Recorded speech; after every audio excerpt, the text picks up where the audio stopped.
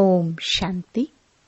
28 दिसंबर 2020 बाबा के महावाक्य। मीठे बच्चे, चैरिटी बिगिंस एट होम, अर्थात पहले खुद आत्माभिमानी बनने की मेहनत करो, फिर दूसरों को कहो। आत्मा समझकर आत्मा को ज्ञान दो तो ज्ञान तलवार में जौहर आ जाएगा। प्रश्न: संगम युग पर किन दो बातों की मेहनत करने से सतयुगी तख्त के मालिक बन जाएंगे? उत्तर: 1. दुख सुख निंदा स्तुति में समान स्थिति रहे, यह मेहनत करो। कोई भी कुछ उल्टा सुल्टा बोले, क्रोध करे तो तुम चुप हो जाओ, कभी भी मुख की ताली नहीं बजाओ। 2. आंखों को सिविल बनाओ, क्रिमिनल आई बिल्कुल समाप्त हो जाए। हम आत्मा भाई भाई हैं, आत्मा समझकर ज्ञान दो। आत्म अभिमानी बनने की मेहनत करो तो सतयुगी तख्त के मालिक बन जाएंगे। संपूर्ण पवित्र बनने वाले ही गद्दी नशीन बनते हैं। ओम शांति। रूहानी बाप रूहानी बच्चों से बात करते हैं। तुम आत्माओं को यह तीसरा नेत्र मिला है, जिसको ज्ञान का नेत्र भी कहा जाता है। उनसे तुम देखते हो अपने भाइयों को, तो यह बुद्धि से समझते हो ना कि जब हम भाई भाई को देखेंगे तो कर्मेंद्रिया चंचल नहीं होंगी, और ऐसे करते करते आंखें जो क्रिमिनल हैं वह सिविल हो जाएगी। बाप कहते हैं, विश्व का मालिक बनने के लिए मेहनत तो करनी पड़ेगी ना, तो अभी यह मेहनत करो। मेहनत करने के लिए बाबा नई नई गुह्य पॉइंट्स सुनाते हैं ना, तो अभी अपने को भाई भाई समझकर ज्ञान देने की आदत डालनी है। फिर यह जो गाया जाता है कि वी आर ऑल ब्रदर्स, यह प्रैक्टिकल हो जाएगा। अभी तुम सच्चे सच्चे ब्रदर्स हो, क्योंकि बाप को जानते हो। बाप तुम बच्चों के साथ सर्विस कर रहे हैं। हिम्मते बच्चे मदते बाप, तो बाप आकर के यह हिम्मत देते हैं सर्विस करने की। तो यह सहज हुआ ना, तो रोज यह प्रैक्टिस करनी पड़ेगी, सुस्त नहीं होना चाहिए। यह नई नई पॉइंट्स बच्चों को मिलती है। बच्चे जानते हैं कि हम भाइयों को बाबा पढ़ा रहे हैं, आत्माएं पढ़ती हैं। यह रूहानी नॉलेज है, इसे स्पिरिचुअल नॉलेज कहा जाता है। सिर्फ इस समय रूहानी नॉलेज रूहानी बाप से मिलती है, क्योंकि बाप आते ही हैं संगम युग पर, जबकि सृष्टि बदलती है। यह रूहानी नॉलेज मिलती भी तब है जब सृष्टि बदलने वाली है। बाप आकर यही तो रूहानी नॉलेज देते हैं कि अपने को आत्मा समझो। आत्मा नंगी अशरीरी आई थी, यहाँ फिर शरीर धारण करती है। शुरू से अब तक आत्मा ने 84 जन्म लिए हैं, परंतु नंबरवार जो जैसे आए होंगे वह वैसे ही ज्ञान योग की मेहनत करेंगे। फिर देखने में भी आता है कि जैसे जिसने कल्प पहले जो पुरुषार्थ किया, मेहनत किया, वह अभी भी ऐसे ही मेहनत करते रहते हैं। अपने लिए मेहनत करनी है, दूसरे कोई के लिए तो नहीं करनी होती है। तो अपने को ही आत्मा समझ करके अपने साथ मेहनत करनी है। दूसरा क्या करता है उसमें हमारा क्या जाता है। चैरिटी बिगिंस एट होम माना पहले पहले खुद मेहनत करनी है, पीछे दूसरों को, भाइयों को कहना है। जब तुम अपने को आत्मा समझ करके आत्मा को ज्ञान देंगे तो तुम्हारी ज्ञान तलवार में जौहर रहेगा। मेहनत तो है ना, तो जरूर कुछ न कुछ सहन करना पड़ता है। इस समय दुख सुख, निंदा स्तुति, मान अपमान, यह सब थोड़ा बहुत सहन करना पड़ता है। तो जब भी कोई उल्टा सुल्टा बोलता है तो कहते हैं चुप।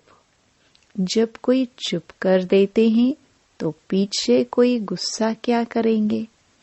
जब कोई बात करते हैं तो दूसरे भी बात करते हैं, तो मुख की ताली बजती है। अगर एक ने मुख की ताली बजाई और दूसरे ने शांत किया तो चुप। बस यह बाप सिखलाते हैं। कभी भी देखो कोई क्रोध में आते हैं तो चुप हो जाओ, आपे ही उसका क्रोध शांत हो जाएगा। दूसरी ताली बजेगी नहीं। अगर ताली से ताली बजी तो फिर गड़बड़ हो जाती है। इसलिए बाप कहते हैं बच्चे कभी भी इन बातों में ताली नहीं बजाओ, न विकार की, न काम की, न क्रोध की। बच्चों को हर एक का कल्याण करना ही है। इतने जो सेंटर्स बने हुए हैं, किस लिए? कल्प पहले भी तो ऐसे सेंटर्स निकले होंगे। देवों का देव बाप देखते रहते हैं कि बहुत बच्चों को यह शौक रहता है कि बाबा सेंटर्स खोलूं। हम सेंटर खोलते ही हम कर्जा उठाएंगे, तो दिन प्रतिदिन ऐसे होते जाएंगे। क्योंकि जितना विनाश के दिन नजदीक होते जाएंगे उतना फिर इस तरफ भी सर्विस का शौक बढ़ता जाएगा। अभी बाप दादा दोनों इकट्ठे हैं, तो हर एक को देखते हैं कि क्या पुरुषार्थ करते हैं, क्या पद पाएंगे, किसका पुरुषार्थ उत्तम, किसका मध्यम, किसका कनिष्ठ है, वह तो देख रहे हैं। टीचर भी स्कूल में देखते हैं कि स्टूडेंट किस सब्जेक्ट में ऊपर नीचे होते हैं, तो यहाँ भी ऐसे ही है। कोई बच्चे अच्छी तरह से अटेंशन देते हैं कि अपने को ऊंचा समझते हैं, कोई समय फिर भूल करते हैं, याद में नहीं रहते हैं तो अपने को कम समझते हैं। यह स्कूल है ना। बच्चे कहते हैं बाबा हम कभी कभी बहुत खुशी में रहते हैं, कभी कभी खुशी कम हो जाती है। तो बाबा अभी समझाते रहते हैं कि अगर खुशी में रहना चाहते हो तो मन मना भव। अपने को आत्मा समझो और बाप को भी याद करो। सामने परमात्मा को देखो तो वो अकाल तख्त पर बैठा हुआ है। ऐसे भाइयों की तरफ भी देखो। अपने को आत्मा समझ करके फिर भाई से बात करो। भाई को हम ज्ञान देते हैं, बहन नहीं, भाई भाई। आत्मा को ज्ञान देते हैं। अगर यह आदत तुम्हारी पड़ जाएगी तो तुम्हारी जो क्रिमिनल आई है, जो तुमको धोखा देती है, वह आहिस्ते आहिस्ते बंद हो जाएगी। आत्मा आत्मा में क्या करेगी? जब देह अभिमान आती है तब गिरते हैं। बहुत कहते हैं बाबा हमारी क्रिमिनल आई है। अच्छा, क्रिमिनल आई को अभी सिविलाई बनाओ। बाप ने आत्मा को दिया ही है तीसरा नेत्र। तीसरे नेत्र से देखेंगे तो फिर तुम्हारे देह को देखने की आदत मिट जाएगी।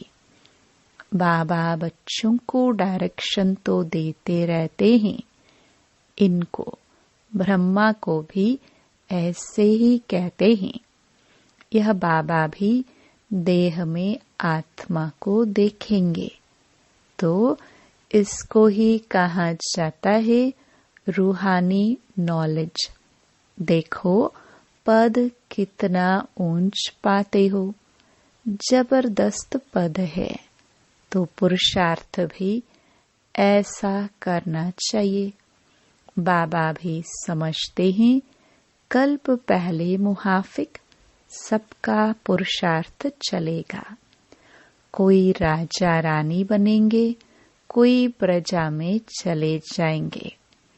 तो यहाँ जब बैठकर निष्ठा योग भी करवाते हो तो अपने को आत्मा समझ करके दूसरे की भी भ्रुकुटी में आत्मा को देखते रहेंगे तो फिर उनकी सर्विस अच्छी होगी।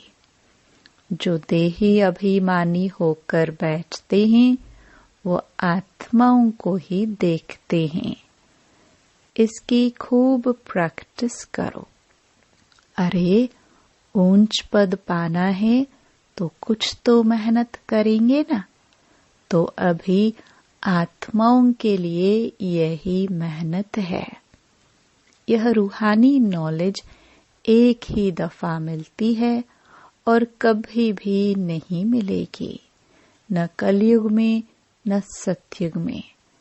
सिर्फ संगम में सो भी ब्राह्मणों को। यह पक्का याद कर लो। जब ब्राह्मण बनेंगे तब देवता बनेंगे। ब्राह्मण नहीं बने तो फिर देवता कैसे बनेंगे? इस संगम युग में ही यह मेहनत करते हैं। और कोई समय में यह नहीं कहेंगे कि अपने को आत्मा, दूसरे को भी आत्मा समझ उनको ज्ञान दो। बाप जो समझाते हैं उस पर विचार सागर मंथन करो। जज करो कि क्या यह ठीक है, हमारे फायदे की बात है। हमको आदत पड़ जाएगी कि बाप की जो शिक्षा है सो भाइयों को देना है, फीमेल को भी देना है तो मेल को भी देना है। देना तो आत्माओं को ही है। आत्मा ही मेल फीमेल बनी है, बहन भाई बनी है। बाप कहते हैं मैं तुम बच्चों को ज्ञान देता हूँ। मैं बच्चों की तरफ आत्माओं को देखता हूँ और आत्माएं भी समझती हैं कि हमारा परमात्मा जो बाप है वह ज्ञान देते हैं तो इसको कहेंगे यह रूहानी अभिमानी बने हैं। इसको ही कहा जाता है स्पिरिचुअल नॉलेज, ज्ञान की लेन देन आत्मा की परमात्मा के साथ। तो यह बाप शिक्षा देते हैं कि जब भी कोई विजिटर आदि आते हैं तो भी अपने को आत्मा समझ आत्मा को बाप का परिचय देना है। आत्मा में ज्ञान है, शरीर में नहीं है, तो उनको भी आत्मा समझ करके ही ज्ञान देना है। इससे उनको भी अच्छा लगेगा। जैसे कि यह जौहर है तुम्हारे मुख में, इस ज्ञान की तलवार में जौहर भर जाएगा, क्योंकि देही अभिमानी होते हो ना। तो यह भी प्रैक्टिस करके देखो। बाबा कहते हैं जज करो, यह ठीक है। और बच्चों के लिए भी यह कोई नई बात नहीं है, क्योंकि बाप समझाते ही सहज करके हैं।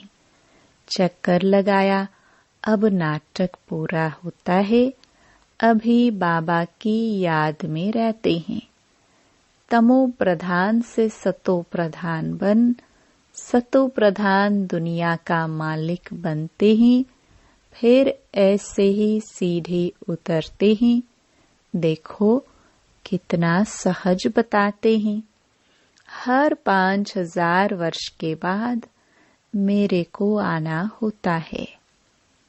ड्रामा के प्लान अनुसार मैं बंधाईमान हूँ। आकर के बच्चों को बहुत सहज याद की यात्रा सिखलाता हूँ। बाप की याद में अंतमति सोगति हो जाएगी। यह इस समय के लिए है, यह अंत काल है। अभी इस समय बाप बैठ करके युक्ति बतलाते हैं कि मामेकम याद करो तो सद्गति हो जाएगी। बच्चे भी समझते हैं कि पढ़ाई से यह बनूंगा, फलाना बनूंगा। इसमें भी यही है कि मैं जाकर नई दुनिया में देवी देवता बनूंगा। कोई नई बात नहीं है। बाप तो घड़ी घड़ी कहते हैं नथिंग न्यू। यह तो सीढ़ी उतरनी चढ़नी है, जिनकी कहानी है ना, उसको सीढ़ी उतरने और चढ़ने का काम दिया गया। यह नाटक ही है चढ़ना और उतरना। याद की यात्रा से बहुत मजबूत हो जाएंगे। इसलिए भिन्न भिन्न प्रकार से बाप बच्चों को बैठ सिखलाते हैं कि बच्चे अभी देही अभिमानी बनो। अभी सबको वापस जाना है। तुम आत्मा पूरे 84 जन्म लेकर तमो प्रधान बन गई हो। भारतवासी ही सतो रजो तमो बनते हैं। दूसरी कोई नेशनैलिटी को नहीं कहेंगे कि पूरे 84 जन्म लिए हैं। बाप ने आकर के बताया है, नाटक में हर एक का पाठ अपना अपना होता है। आत्मा कितनी छोटी है। साइंसदानों को यह समझ में ही नहीं आएगा कि इतनी छोटी आत्मा में यह अविनाशी पाठ भरा हुआ है। यह है सबसे वंडरफुल बात। यह छोटी सी आत्मा और पाठ कितना बजाती है, वह भी अविनाशी। यह ड्रामा भी अविनाशी है और बना बनाया है। ऐसे नहीं कोई कहेंगे कि कब बना, नहीं, यह कुदरत है। यह ज्ञान बड़ा वंडरफुल है। कभी कोई यह ज्ञान बता ही नहीं सकते हैं। ऐसे कोई की ताकत नहीं है जो यह ज्ञान बताए। तो अभी बच्चों को बाप दिन प्रतिदिन समझाते रहते हैं, अभी प्रैक्टिस करो कि हम अपने भाई आत्मा को ज्ञान देते हैं। आप समान बनाने के लिए, बाप से वर्षा लेने के लिए, क्योंकि सब आत्माओं का हक है। बाबा आते हैं सभी आत्माओं को अपना अपना शांति व सुख का वर्षा देने। हम जब राजधानी में होंगे तो बाकी सब शांति धाम में होंगे। पीछे जय जयकार होगी, यहाँ सुख ही सुख होगा। इसलिए बाप कहते हैं पावन बनना है। जितना जितना तुम पवित्र बनते हो उतना कशिश होती है। जब तुम बिल्कुल पवित्र हो जाते हो तो गद्दी नशीन हो जाते हो। तो प्रैक्टिस यह करो। ऐसे मत समझना कि बस यह सुना और कान से निकाला। नहीं, इस प्रैक्टिस बगैर तुम चल नहीं सकेंगे। अपने को आत्मा समझो, वह भी आत्मा भाई भाई को बैठकर समझाओ।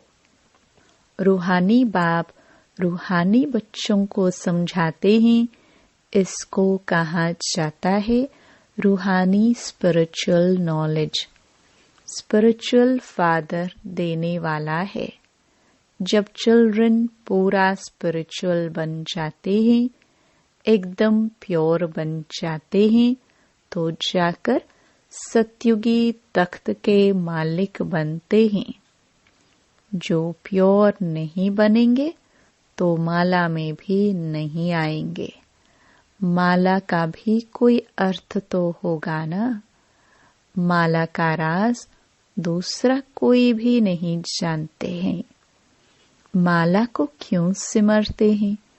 क्योंकि बाप की बहुत ही मदद की है। तो क्यों नहीं सिमरे जाएंगे? तुम सिमरे भी जाते हो, तुम्हारी पूजा भी होती है और तुम्हारे शरीर को भी पूजा जाता है।